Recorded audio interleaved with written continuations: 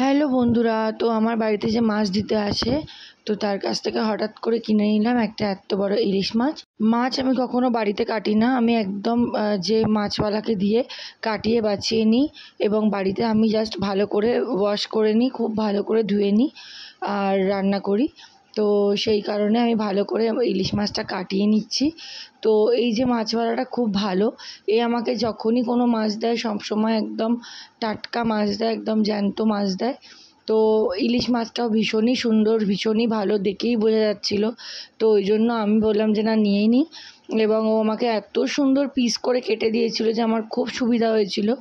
তো সেই কারণে একটা ছোট্ট ভ্লগ আমি তোমাদের সাথে শেয়ার করলাম।